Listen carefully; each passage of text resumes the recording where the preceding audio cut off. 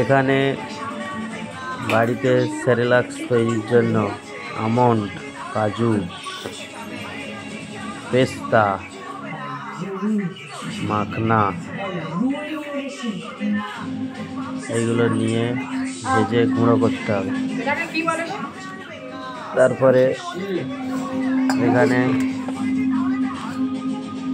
Oats এবং চিঁড়ে নিয়ে ডাস্ট করতে হবে, পেস্তা দিতে হবে, তারপর মুড়ি দিয়ে মিক্সচারে ভালো করে টেস্টিং করা হবে। মিক্সচারে ফেটে নেওয়া হচ্ছে। মিক্সচারে ফেটে এই সমস্ত মিশ্রণগুলোকে ডাস্ট করা হবে। ডাস্ট করার পরে এগুলোকে ডাস্ট করার ফলে এইটা হয়েছে। ওটস গুঁড়ো করা হয়েছে, এগুলোকে গুঁড়ো করা হবে। এইটাই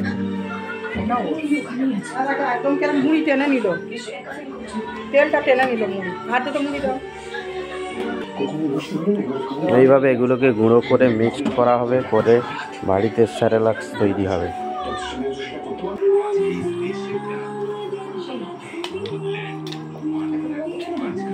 বাদামের চূর্ণ মিক্সড, ওগুলোকে পাইল করতে হবে।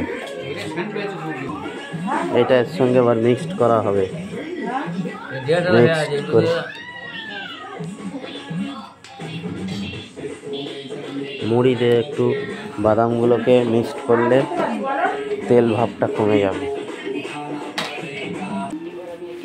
এগুলোকে এবার ভালো করে মিক্সড করতে হবে। Dahlia mix.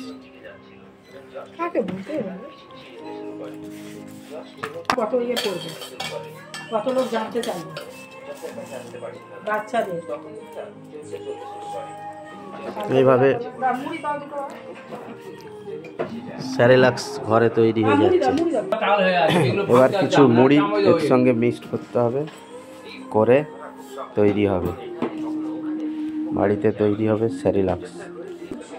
মুড়িটাকেও গুঁড়ো করে হবে মিক্সচারে, তাহলে সবগুলোকে মিক্সড করে নিলে মুড়ি দিতে হবে, যে বাদামগুলো যেগুলো তেল বেরোবে। তাহলে উপকরণ হিসেবে ডালিয়া ব্যবহার করা হচ্ছে, চাল ব্যবহার করা হচ্ছে, তার সঙ্গে ব্যবহার করা হচ্ছে বিভিন্ন ধরনের বাদাম, কাজু বাদাম, আখরোট, আমন্ড, পেস্তা, তার সঙ্গে চিঁড়ে, এগুলো মিক্সড করে তৈরি হয়ে গেল সেরেলাক্স।